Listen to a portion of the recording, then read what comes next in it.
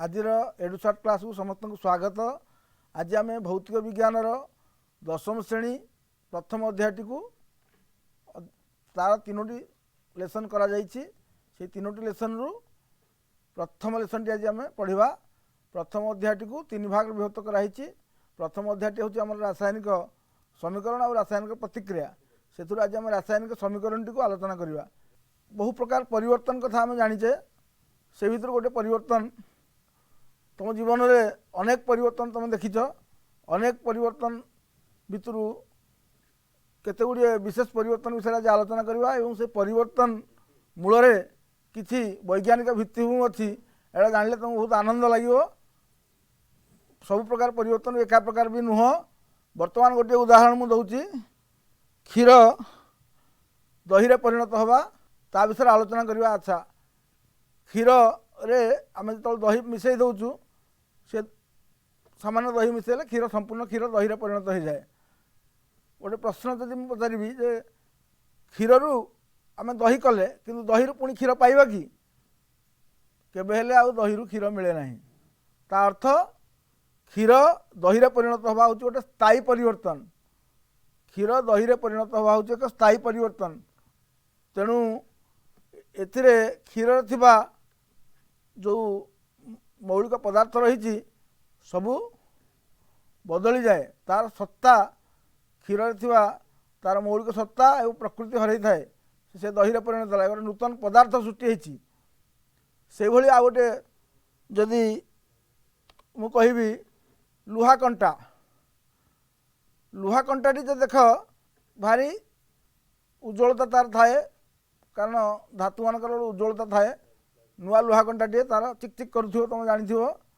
किंतु लुहा कंटा जदि आर्द्र वायु रे पड़ी रहिला तार तार रंग बादामी रंग धारण करिवो। एटा को आम कलंकी कहे। एटा हम समझ जानिछे। अच्छा, एठी मोर प्रश्न जे लुहा कंटा जो पूर्व अवस्था जो नुआ लुहा कंटाटी आ जो कलंकी लगा लुहा कंटाटी या भितर कौन फरक अच्छी? निश्चित भाव में फरक रही।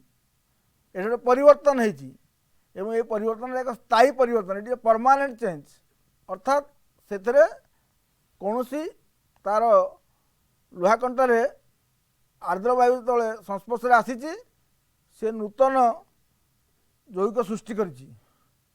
तेणु लुहा कंटा कलंकी लगे हूँ एक स्थायी परिवर्तन। से भली आ गोटे आम कथा नवा खाद्य आम जानीचे। खाद्य सब आम रांधे से खाद्य को आम खाए। जितेबाला आम खाद्य रांधुचे भात डाली माछ मांस विभिन्न पनीपरिया को आम रोषे करे। रोषे कला बेले कौन हुए से खाद्य परिणत हुए। रोषे सरला पर आम से खाद्य को खाऊ।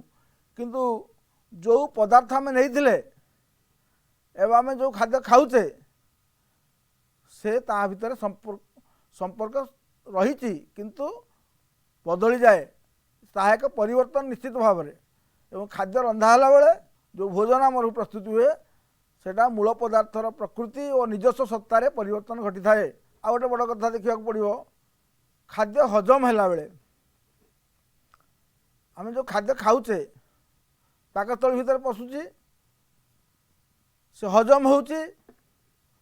तेणु जो हजम होची से रंधा खाद्य आ हजम होइथिबा खाद्य या भितर मध्य बहुत परिवर्तन घटुची। ये एक निश्चित भाव में स्थायी परिवर्तन। कारण आमर रंधा खाद्य आ हजम होउथिबा जो पदार्थ या भितर विराट परिवर्तन होइची।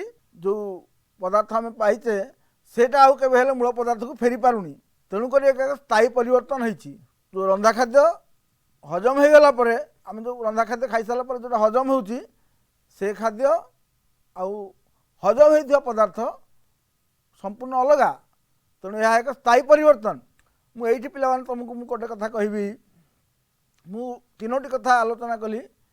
चारोटी कथा आलोचना करछि। से चारोटी है प्रथम कहली क्षीर रु दही हवा। तापरे लुहा कंटा कथा कहली।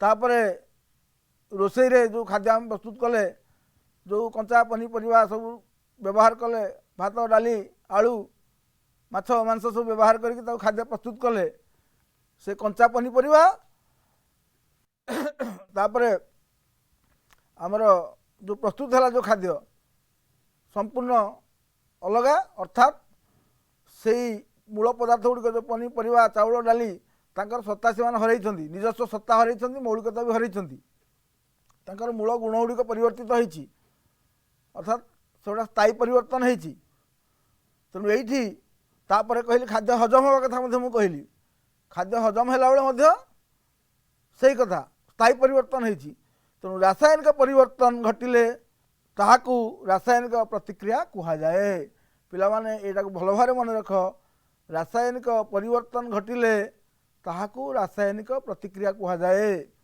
रासायनिक परिवर्तन कौन ना जो स्थायी परिवर्तनटा हूँ रासायनिक परिवर्तन स्थायी परिवर्तन जो सेटा रासायनिक परिवर्तन से रासायनिक परिवर्तन जो घटे से रासायनिक प्रतिक्रिया होती आम कहू बर्तमान रासायनिक प्रतिक्रिया विषय जानवा तो मन में आग्रह सृष्टि हो बर्तमान रासायनिक प्रतिक्रिया विषय आम आलोचना करवा रासायनिक प्रतिक्रिया कौन सब घटे कौन हुए बर्तमान केतोटी उदाहरण नहीं आम जाना मैग्नेशियम आउ वायु मैग्नेशियम आउ वायु जो अम्लजान बा ऑक्सीजन मध्य रासायनिक प्रतिक्रिया हुए किमिति हुए ताकू वर्णना करने को हेले मैग्नेशियम रिबन निया जाए मैग्नेशियम रिबन को बाली कागज साहाय्य भल भाव घसी दि जाए कारण तार प्रतिक्रियाशीलता बढ़ ना भल से प्रतिक्रिया करें मैग्नेशियम वायु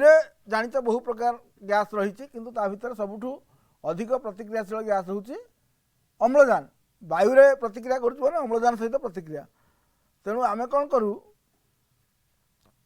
मैग्नेशियम रिबन को गोटे चिमुटार धरवा ताकू बर्नर जलैवा किंतु एठी पिला माने जलैला बेले सावधान होबाक पड़िबो कौन सावधान होबाक पड़िबो ना से मैग्नेशियम जो जलिबो गोटे अति उज्ज्वल धड़ा रंगर आलोक सृष्टि करियो सी एवं से पट को जमी आखि न रहे आखि को गोटे पटे रखिकी हाथ को अन्य पटे रखिकी बर्नर जलैकी ताकू देखिबो एवं से शिखा को केबे अनैबो नाही कारण अति उज्ज्वल शिखा दब एवं से पाउंस रे परिणत हम से पाउंस को वाच ग्लास रे आमे रखिबा तेणु मैग्नेशियम और वायु रे थिबा ऑक्सीजन मध्य रासायनिक प्रतिक्रिया हेतु जो धड़ा चूर्ण सृष्टि हुए मुझे कहली पाउडर हो जाऊँगी ता हूँ मैग्नेशियम ऑक्साइड ये पिला माने मन रख मैग्नेशियम गोटे धातु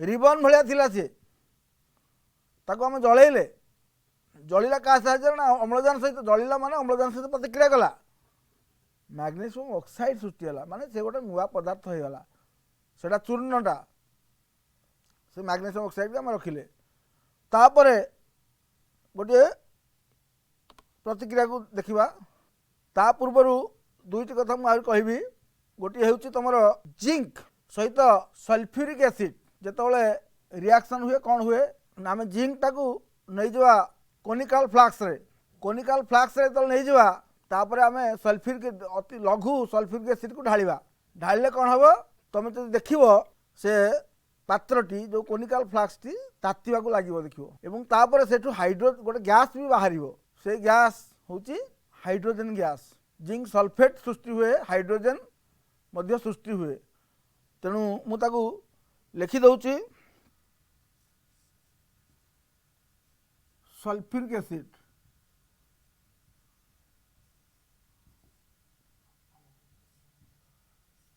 जिंक सल्फेट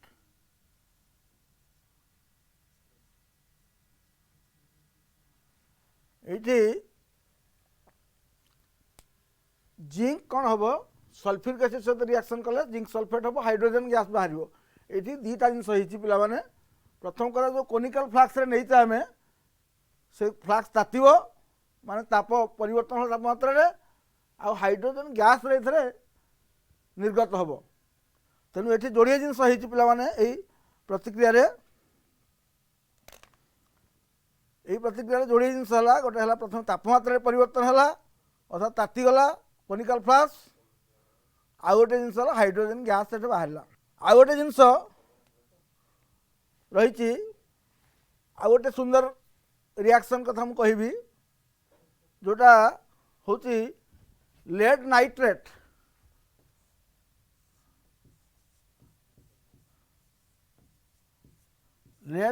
संगे पोटासियम आयोडाइड जदि रिएक्शन करेंगे ताले ये हम लेड आयोडाइड हम पोटासियम नाइट्रेट हम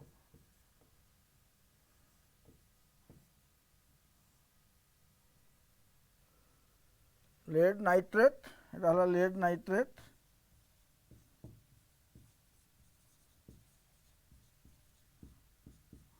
पोटासियम आयोडाइड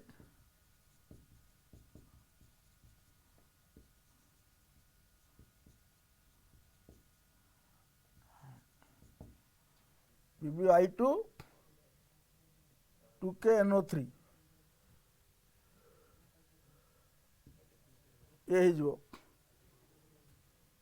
ये जो लेड आयोडाइड पोटासियम नाइट्रेट ये जो हलदिया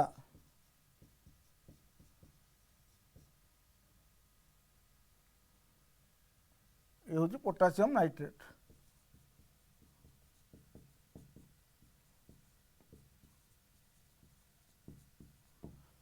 ये रिएक्शन टी मोर कहबार बहुत तात्पर्य अच्छी। ये रिएक्शन टी हूँ तात्पर्य कौन ना लेड नाइट्रेट आउ पोटासियम आयोडाइड दीटा कलरलेस किंतु रिएक्शन कला परे से हो लेड आयोडाइडटा हो हलदिया रंग हो एवं पोटासियम नाइट्रेट हो सल्युबल इन वाटर। तेणु एथिरे आमे वर्तमान जिते कथा आलोचना कले मुख्यतः चारोटी जिनस कले पिला माने रासायनिक परिवर्तन रे निम्नलिखित परिवर्तन होता है।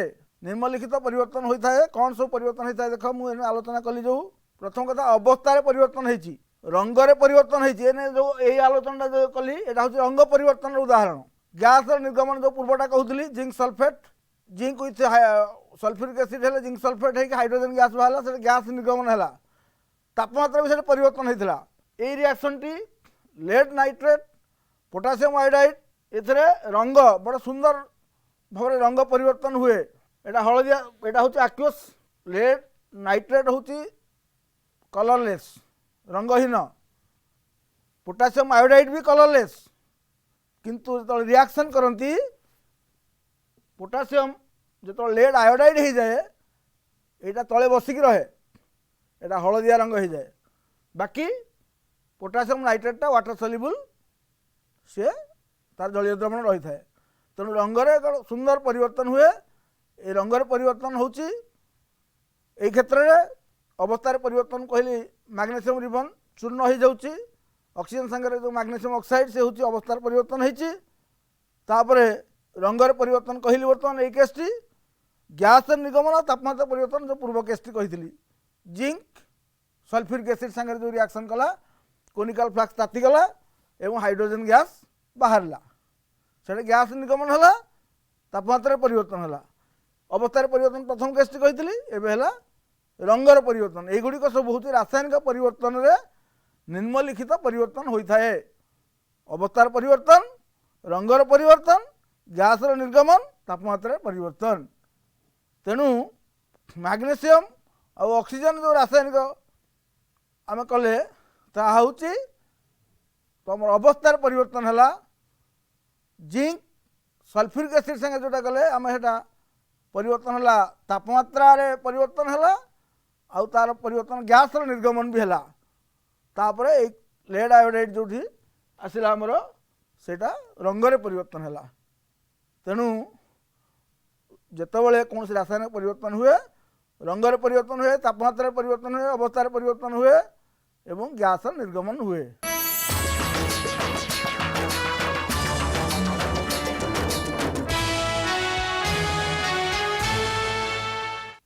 मैग्नेशियम और ऑक्सीजन जो रासायनिक प्रतिक्रिया बर्तमान आम वर्णना कले मैग्नेशियम ऑक्साइड सृष्टि होती बर्तमान ताको आम लिखा चाहिए ताको एक्सप्रेस करिया चाहिए केमिति वर्णना करवा प्रथम आम ताको जदि आम कहिबा मैग्नेशियम ऑक्सीजन सहित प्रतिक्रिया करी मैग्नीशियम ऑक्साइड सृष्टि कला ताहले एटा लंबा हो जिवो।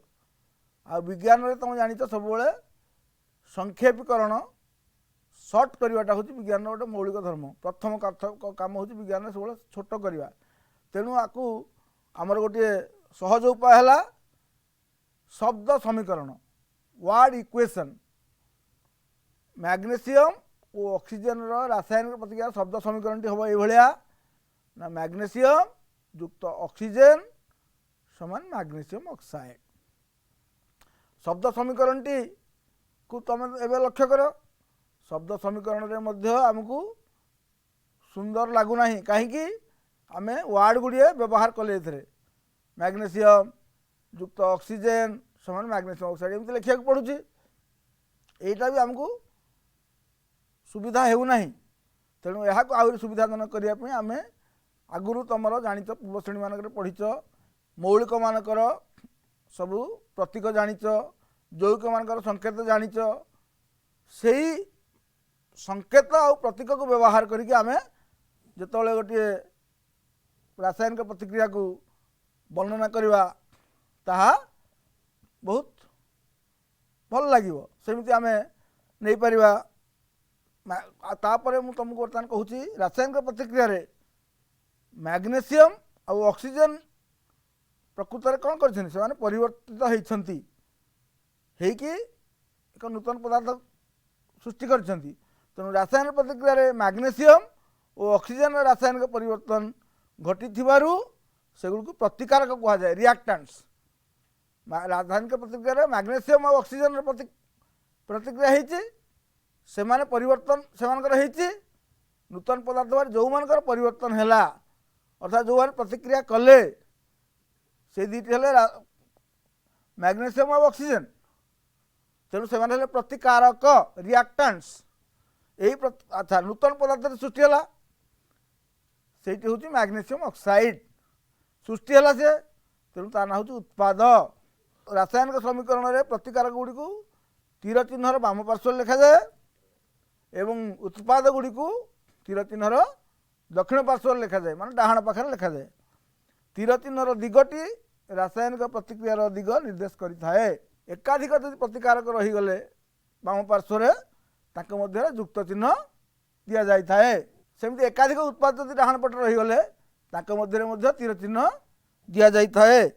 मु तुमको कहूली जे शब्द समीकरण असुविधा कौन शब्द समीकरण रे आमे लिखिला बेलू आमको असुविधा होची। शब्द समीकरण रे आमे कौन मैग्नीशियम युक्त अम्लजान बा ऑक्सीजन मैग्नीशियम ऑक्साइड एमती लिखुचे एटा आमको आदौ सुंदर होनी सुविधाजनक भी होनी। तेणु ताकू आमे जेहेतु पूर्व श्रेणी जानिचे संकेत प्रतीक जानिचे तार व्यवहार करवा। शब्द समीकरण को आम परिवर्तन करवा संकेत प्रतीक साहाय्य। शब्द समीकरण में प्रतिकारक उत्पाद मान संकेत प्रतीक रूप में लिखिले कहते सूचकीय समीकरण।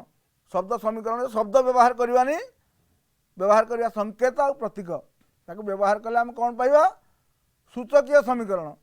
से सूचकीय समीकरण टी कौन तुम देख जो कथा मुझे आगुरी मैग्नीशियम प्लस ऑक्सीजन कही एवं आउ मैग्नीशियम न लिखिक तार सिंबल टी व्यवहार कली Mg। ऑक्सीजन O2 तुम भी आगुरी जानिच ऑक्सीजन सब डाइएटॉमिक जोड़े परमाणु रहे गोटे अणुरे से केवल ओ होकर रही पारनी। तेणु Mg प्लस O2 तार उत्पादटी है MgO आगुरी कही सारी। ये Mg आउ O2 होती प्रतिकारक MgO हूँ उत्पाद। ये पिलाने आम देखा तुम देख टेबुल टी लक्ष्य कर मौलिक रही बाम पटे मैग्नीशियम और ऑक्सीजन डाहाण पटे रही दुईटी मौलिक गोटे उत्पाद Mg आ O अच्छा मौलिक जो तुम देखुच मैग्नीशियम मौलिकर बाम पटे परमाणु अच्छी गोटे उत्पाद साइड रे बा दक्षिण पटे मध्य अच्छी गोटे। ऑक्सीजन मौलिकटीर बाम पटे अच्छी जोड़े परमाणु O2 अर्थ दुईटी परमाणु अच्छी गोटे अणु O2 हूँ गोटे अणु से दुईटी परमाणु अच्छी O2। एपट को डाहाण पट को देख ऑक्सीजन अच्छी गोटे। तेणु यह वस्तुत्व संरक्षण नियम को प्रतिपालन करूना। ताहले वस्तुत्व संरक्षण नियम टी कौन बर्तमान आलोचना आम करवा କୌଣସି ରାସାୟନିକ ପ୍ରତିକ୍ରିୟାରେ ବସ୍ତୁତ୍ୱର ସୃଷ୍ଟି କିମ୍ବା ବିନାଶ ହୁଏ ନାହିଁ। ଏଇଟା ହେଉଛି ପ୍ରଥମ ତୁମର ମନେ ରଖିବା ଉଚିତ। କୌଣସି ରାସାୟନିକ ପ୍ରତିକ୍ରିୟାରେ ବସ୍ତୁତ୍ୱର ସୃଷ୍ଟି ହୁଏ ନାହିଁ କିମ୍ବା ବିନାଶ ହୁଏ ନାହିଁ। କୌଣସି ରାସାୟନିକ ପ୍ରତିକ୍ରିୟାରେ ଉତ୍ପାଦରେ ଥିବା ମୌଳିକ ଗୁଡ଼ିକର ମୋଟ ବସ୍ତୁତ୍ୱ ପ୍ରତିକାରକରେ ଥିବା ମୌଳିକ ଗୁଡ଼ିକର ମୋଟ ବସ୍ତୁ ସହ ସବୁବେଳେ ସମାନ ରହିବ। ଏଇଟା ବସ୍ତୁତ୍ୱ ସଂରକ୍ଷଣ ନିୟମ, ଏଇଟା ନବମ ଶ୍ରେଣୀରେ ପଢ଼ାଯାଇଛି। ଏହି ନିୟମଟି ଏକ ଗୁରୁତ୍ୱପୂର୍ଣ୍ଣ ନିୟମ ଏଇଥିପାଇଁ ଯେ ଏହି ନିୟମଟି ଆମ ପାଇଁ ଅପରିହାର୍ଯ୍ୟ। କାରଣ ଆମେ ଏହି ପୂର୍ବରୁ ଯେଉଁ ଏକ୍ଜାମ୍ପଲଟି ଦେଇଥିଲି Mg+O2 MgO, ଏଇଠି ଆମେ ଦେଖିଲେ ଯେ ଟେବୁଲ ସାହାଯ୍ୟରେ ତ ମୁଁ ଦେଖାଇଥିଲି ମ୍ୟାଗ୍ନେସିୟମ୍ ଯଦିଓ ଦୁଇପଟେ ସମାନ ରହୁଛି କିନ୍ତୁ ଅକ୍ସିଜେନର ପରମାଣୁ ଦୁଇପଟେ ସମାନ ନାହିଁ, ତାହା ଅର୍ଥ ବସ୍ତୁତ୍ୱ ସଂରକ୍ଷଣ ନିୟମକୁ ସେ ପ୍ରତିପାଳନ କରୁନାହିଁ। ତେଣୁ ତାହେଲେ ବସ୍ତୁତ୍ୱ ସଂରକ୍ଷଣ ନିୟମକୁ ପ୍ରତିପାଳନ କରିବାକୁ ହେଲେ ଆମକୁ କ'ଣ କରିବାକୁ ପଡ଼ିବ?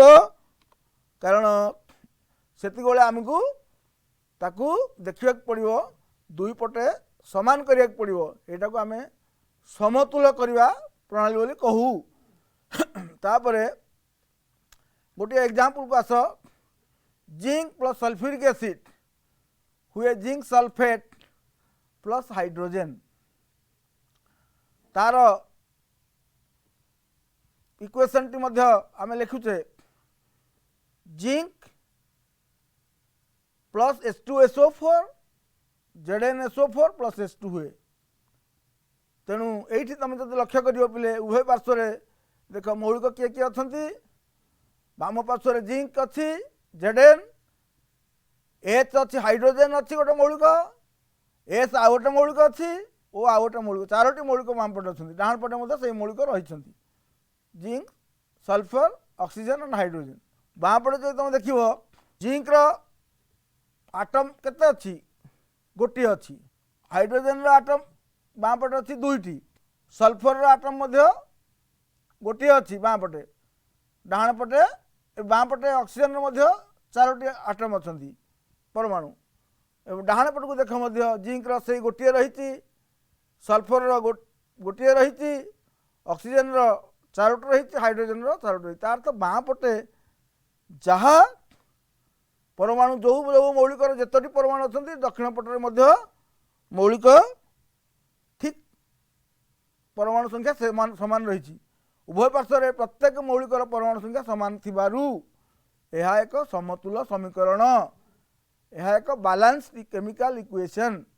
ଅର୍ଥାତ୍ ଏହା ବସ୍ତୁତ୍ୱ ସଂରକ୍ଷଣର ନିୟମକୁ ପାଳନ କରୁଅଛି। ଆଉ ଗୋଟିଏ ଏକ୍ଜାମ୍ପଲ ବର୍ତ୍ତମାନ ମୁଁ ନେବି ପିଲାମାନେ। ସେ ଏକ୍ଜାମ୍ପଲଟି ହେଉଛି Fe plus water Fe3O4 plus hydrogen. ଏଠି ପିଲାମାନେ ଲକ୍ଷ୍ୟ କର ବାମ ପଟରେ ତିନୋଟି ମୌଳିକ ରହିଛନ୍ତି। ଆଇରନ୍ ଯେଉଁଟା Fe, ହାଇଡ୍ରୋଜେନ୍ H ଅଛି, ଅକ୍ସିଜେନ୍ O ଅଛି ଏବଂ ଏପଟେ ରହିଛି କିଏ? ସେଇ ଆଇରନ୍, ଅକ୍ସିଜେନ୍, ହାଇଡ୍ରୋଜେନ୍। ତେଣୁ ଏମାନଙ୍କୁ ଯଦି ଆମେ ଦେଖିବା ତୁମେ ଭଲ ଭାବରେ ଲକ୍ଷ୍ୟ କଲେ ଜାଣିପାରିବ ଯେ ଉଭୟ ପାର୍ଶ୍ୱରେ ପରମାଣୁ ସଂଖ୍ୟା ସମାନ ନାହିଁ। କାହାର ନାହିଁ? ନା ଆଇରନ୍ର ସମାନ ଅଛି, ହାଇଡ୍ରୋଜେନ୍ର ସମାନ ଅଛି, କିନ୍ତୁ ଆଇରନ୍ର ଦେଖିବ Fe ବାଁ ପଟେ ଅଛି ଗୋଟିଏ, ଡାହାଣ ପଟେ ଅଛି ତିନୋଟି। ଅକ୍ସିଜେନ୍ ଅଛି ବାଁ ପଟେ ଗୋଟିଏ, ଡାହାଣ ପଟେ ଅଛି ଚାରୋଟି। ହାଇଡ୍ରୋଜେନ୍ କିନ୍ତୁ ଦୁଇ ଦୁଇଟି ଅଛି। ତା ଅର୍ଥ ସ୍ପଷ୍ଟ ଆମକୁ ସୂଚନା ମିଳିଲା ଯେ ଏହି ଇକ୍ୱେସନ୍ଟି ଏକ ଅସମତୁଲ ସମୀକରଣ, ଅର୍ଥାତ୍ ଏହି ସମୀକରଣଟି ସମତୁଲ ହୋଇ ନାହିଁ। ଏହି ସମୀକରଣଟିକୁ ସମତୁଲ ଆମେ କେମିତି କରିବା ବର୍ତ୍ତମାନ ଦେଖିବା। ଆମେ ସମତୁଲ କରିବାର ବିଭିନ୍ନ ସୋପାନ ଗୁଡ଼ିକୁ ବର୍ତ୍ତମାନ ଅନୁସରଣ କରିବା। ତୁମେମାନେ ତାକୁ ଭଲ ଭାବରେ ଲକ୍ଷ୍ୟ କଲେ ଜାଣିପାରିବ। ଏହା ଏକ ଗୁରୁତ୍ୱପୂର୍ଣ୍ଣ ପ୍ରକ୍ରିୟା। ରାସାୟନିକ ସମୀକରଣକୁ ସମତୁଲ କରିବା ହେଉଛି ଏକ ଗୁରୁତ୍ୱପୂର୍ଣ୍ଣ ପ୍ରକ୍ରିୟା। କାରଣ ଆଗାମୀ ଦିନମାନଙ୍କରେ ତୁମେ ରାସାୟନିକ ସମୀକରଣକୁ ସମ୍ବନ୍ଧରେ ଅନେକ କଥା ପଢ଼ିବ एवं सबुबले समतुल करवाटा आवश्यक होता है। मु कही वस्तुत्व संरक्षण नियम को पालन करने को समतुल करने को बाध्य। तेणु किमिति समतुल करा जीवो ता विषय आम आलोचना करवा।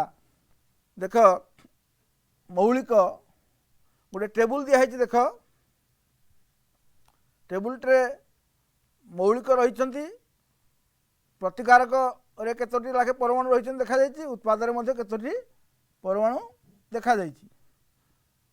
मौलिक है एफी प्रतिकारक रे गोटे उत्पाद रे मध्ये तीनोटी मु कहूଥିଲି हाइड्रोजन दुईटी प्रतिकारक रे उत्पाद रे मध्ये दुईटी ऑक्सीजन रो प्रतिकारक रे गोटे उत्पाद रे चारोटी। निश्चित भाव में आगुरी कही बर्तमान आउ थे भी तुम मन पकई दूसरी जे यह वस्तुत्व संरक्षण नियम को प्रतिपालन करूना कारण बाम पटे थी मौलिक मान परमाणु संख्या डाहाण पटे थी परमाणु संख्या सामान होना। बर्तमान आम केमी या समतुल करवा देखा। तेणु सोपान भित्तिक कार्यक्रम सोपान अनुसार यहाँ करा पिलाने मुझे कहूली एफी प्लस H2O Fe3O4 H2 को बर्तमान आम समतुल कर स्टेप वाइज प्रोसीड्योर सोपान अनुसार करवा। देख पिलाने केमती हम से Fe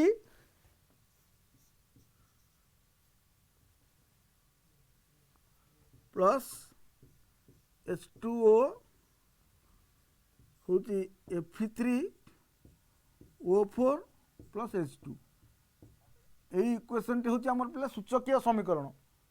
आपको आम समाधान केमती करवा बर्तमान से विषय आलोचना करवा। प्रथम काम तुम है आपको आम बॉक्स करवा। एफी गोटे बॉक्स हम वाटर गोटे बॉक्स हम Fe3O4 गोटे बॉक्स हाइड्रोजन गोटे बॉक्स रखा। रखी सारा आम कौन करवा ये बॉक्स भितर जहाँ रोचे जैविक गोटे परिवर्तन करवा नहीं। आम एबे देखिले एबे जब देख सबुठु अधिक परमाणु रही ओ ऑक्सीजन सबुठु अधिक परिमाण रही बाम पटे हो दक्षिण पटे हो ऑक्सीजन मौलिकर परमाणु संख्या सर्वाधिक अच्छी O4। तेणु सुविधा दृष्टि आम प्रथमे अम्लजान को समान करवा दुई पटू। तेणु आम लिखिपर ये गोटे बॉक्स टेबुल करदे आम टेबुल करदे यहाँ हूँ अम्लजान परमाणु O परमाणु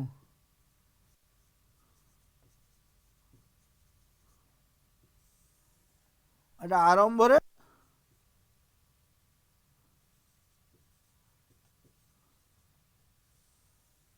समतुल करने को एटा समतुल करने को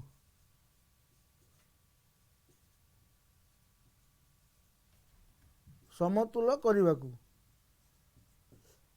एटा हूँ आमर प्रतिकारक रे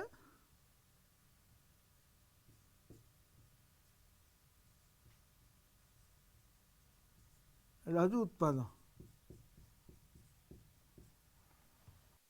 ओ परमाणु आरंभ रे कौन अच्छी प्रतिकारक अच्छी केते गोटे अच्छी कौटी ना H2O रे उत्पाद अच्छी केतोटी ना चारोटी अच्छी कौन अच्छी ना Fe3O4 रे चारोटी अच्छी। समतुल करने आमको कौन करा पड़ो 1 × 4 करदे ये 4 ताले बर्तमान आम गुणिले कौटा को ये ताले आमर बर्तमान कौन हो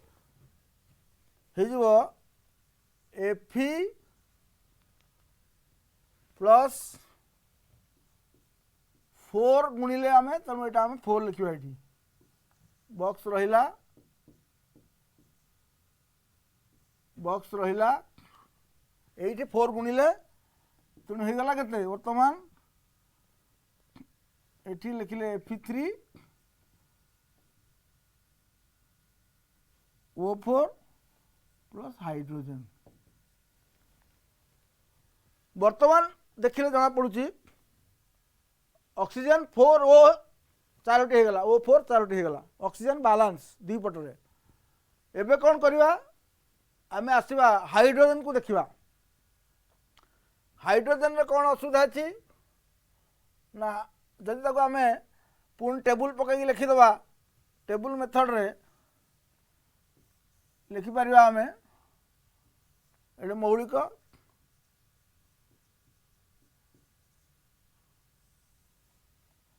आयरन हाइड्रोजन ऑक्सीजन एटा होची प्रतिकारक एटा उत्पाद। प्रतिकार आई बर्तमान अच्छी 1 एटा अच्छी 3 एटी केते अच्छी 8 एटी अच्छी केते बर्तमान ऑक्सीजन ऑक्सीजन हाइड्रोजन हो गला बर्तमान 8 एटी है हाइड्रोजन 2 तेणु तापर आमे कौन कले ऑक्सीजन बर्तमान हो गला 4 एटी हो जाइए 4 तेणु आमे देखिले बर्तमान ऑक्सीजन बैलेंस होइछि। आमे बर्तमान हाइड्रोजन को जीवा आमे बर्तमान 8 अच्छी एटे 2 अच्छी तेणु स्पष्ट भाव आम कर बर्तमान ये बॉक्स रे पुणी आम करवा से बॉक्स टी करवा परमाणु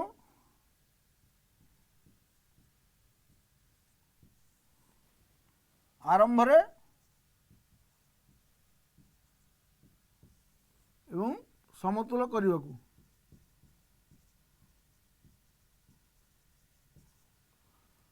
समतुल करने को तेणु ये स्टेप 1 कले ये स्टेप 2 कले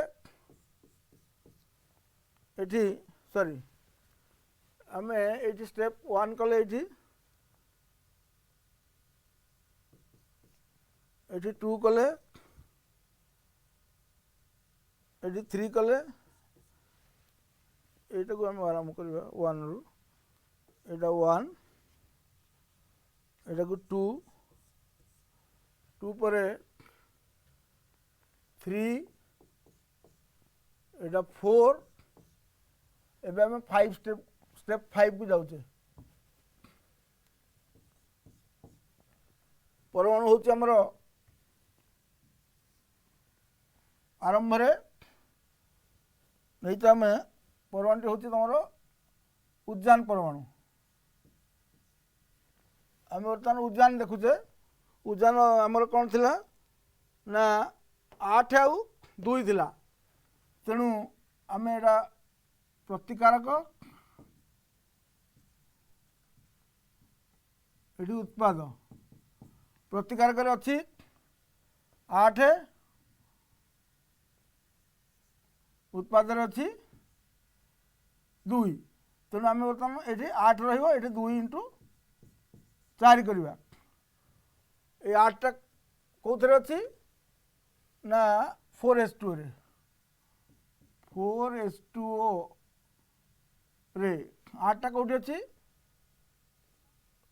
8 रहा 4s2 रे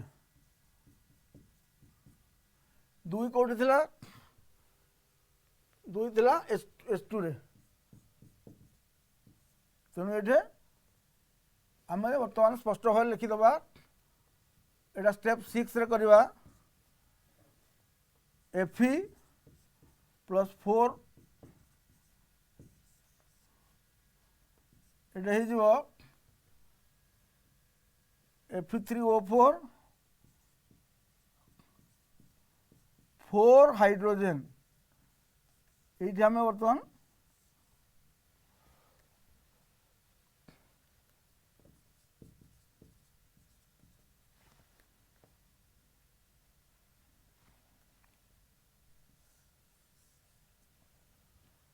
स्टेप 7 रे सेमती आम देखा बर्तमान बालांस करने हेल्ले आम पुणी कौन करवा ना एफी बर्तमान ये तीनोटी अच्छी ये गोटे अच्छी तेणु आम 3 गुणी दबा ये प्लस 4 हाइड होगले ये हो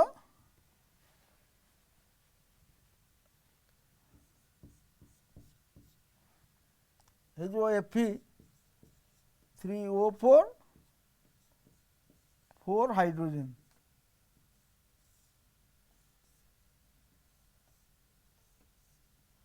आम मूल जो नहीं प्रथम स्टेप 1 रे जो नहीं एफी ये वर्तमान आम देखिले जे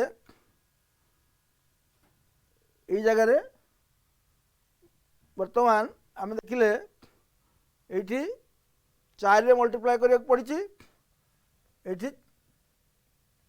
4 रे मल्टीप्लाई तेणु 3 मल्टीप्लाई करने पड़ी 4 मल्टीप्लाई करा 4 मल्टीप्लाई करने पड़ी कहीं वर्तमान आम देखा कौन हो तेणु ये स्टेप आम ये नहीं 7 फाइनाली आम लिखिपर 3Fe 4 वाटर Fe3O4 4 हाइड्रोजन तेणु पिला माने एबे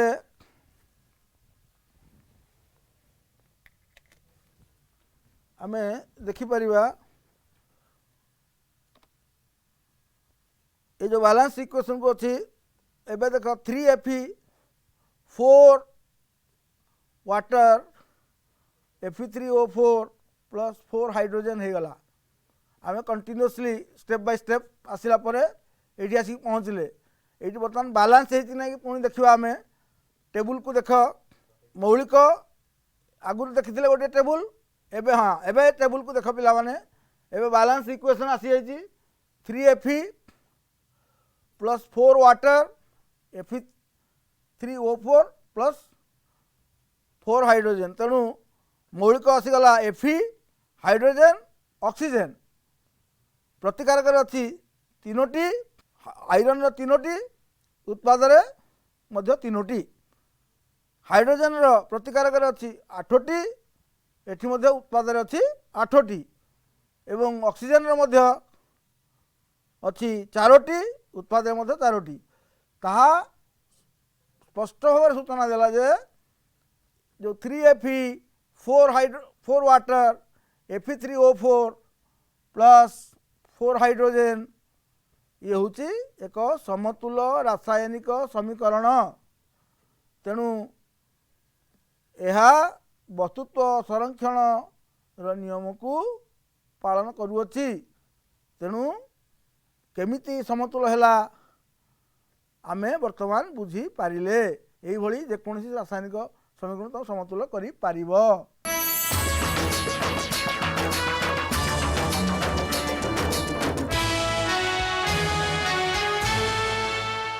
पिला माने मन रख समीकरण को समतुल करने प्रत्येक सोपान रे एक निर्दिष्ट मौलिकर परमाणु संख्या को उभय पार्श्व रे समान करा जाई अंतिम सोपान रे समतुल प्रक्रिया संपन्न होता है। समतुल करिवार यही पद्धति को परख निरेख पद्धति कहा जाए। एटा हला हिट एंड ट्रायल मेथड तेणु दुई पार्श्व रे आमे समतुल करने स्टेप बाय स्टेप सोपान रे अनुसार आम कले रासायनिक समीकरण को अधिक तथ्यमूलक करने प्रतिकारक और उत्पाद गुड़िकर रासायनिक संकेत लेखा जीवा सहित सेमानकर भौतिक अवस्था गुड़ी को उल्लेख करा जाय थाए। आमे जो समीकरण टी वर्तमान देइथिली आगुरु 3Fe 4 वाटर Fe3O4 4 हाइड्रोजन होता सेठी आयरन रो अवस्था कौन भौतिक अवस्था, वाटर भौतिक अवस्था कौन, फेरिक ऑक्साइड भौतिक अवस्था कौन, हाइड्रोजन भौतिक अवस्था आम किसी जापारे ना। तेणु रासायनिक समीकरण को अधिक तथ्यमूलक करने प्रतिकारक उत्पाद गुड़िकर रासायनिक संकेत लिखा सहित से भौतिक अवस्था गुड़ी उल्लेख करने एकांत आवश्यक। उदाहरण दिगला तार थर गैसीय तार मूल अक्षर जी, तेणु जी लिख सर्ट छोट जी, तरल है लिक्विड एल छोट एल, जलीय द्रवण टी आम कह आक्यूअस ए क्यू, कठिन हूँ सॉलिड तेणु एस, तेणु गैसीय को जी, तरल को एल, जलीय द्रवण को ए क्यू, कठिन को एस लिखा जाए। तेणु आमर वर्तमान जो बैलेंस इक्वेशन टी लिखिले बर्तमान नूतन रूप में आम लिखिपर 3Fe गैस 3Fe गैस ये रंग 3Fe सॉलिड हम 3Fe सॉलिड पिला माने 3Fe सॉलिड हम यहाँ हम 3Fe सॉलिड वाटर हूँ तुम ये गैस Fe3O4 ये हम सॉलिड ये 4 हाइड्रोजन हो गैस। यहाँ हूँ तुम भौतिक अवस्था सहित वर्णना करागला जहाँकि तमें बुझीपर 3Fe सॉलिड 4 वाटर हूँ यहाँ गैस स्टीमटा, Fe3O4 हूँ सॉलिड 4 हाइड्रोजन हूँ गैस। तेणु बेले बेले रासायनिक प्रतिक्रिया संपादन करने आमर आहरी अनेक कथा आवश्यक होता है।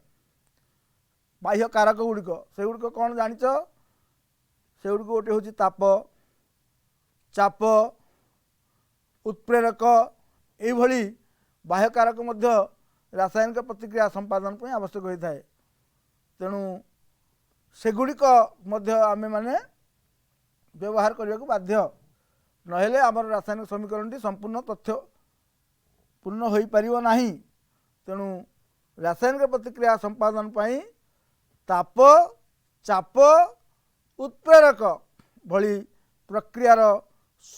प्रतिक्रियार शर्त गुड़ी को समीकरण मध्यस्थ तीर चिन्ह उपरे किंबा तले दर्शाइवाक पड़ता है। गोटे एग्जाम्पल आम नवा CO हूँ कार्बन मोनोक्साइड, तार अवस्था हूँ जी, जी लिखाई मैंने से हूँ गैस प्लस 2S2 से भी जी लिखाई, जी माने से हूँ गैस। कार्बन मोनोक्साइड गोटे गैस, हाइड्रोजन मध्य गोटे गैस, ये दुईटी मध्य प्रतिक्रिया हुए कि CH3OH यहाँ सृष्टि हुए। ता साइड रे एल लिखाई, एल टी लिखाई से गोटे लिक्विड, ये जोड़े गैस प्रतिक्रिया करुँच एवं गोटे लिक्विड सृष्टि होची मिथाइल अल्कोहल, किंतु ता पूर्व गोटे तीर चिन्ह पर लिखाई 340 ATM मान एटमॉस्फेरिक प्रेशर। तार तो यही दुईटी प्रतिकारक जो कार्बन मोनोक्साइड गैस अवस्था अच्छी, हाइड्रोजन गैसीय अवस्था अच्छी, से दुईटी प्रतिक्रिया करी जो मिथाइल अल्कोहल सृष्टि करुँच CH3OH लिक्विड हूँ यही प्रतिक्रियाटी संपन्न होगापाई 340 एटमॉस्फेरिक प्रेशर बा वायुमंडल चापर आवश्यकता रही। ताहा तीर चिन्ह पर दर्शागला सेटा होगला 340 ATM लिखागला।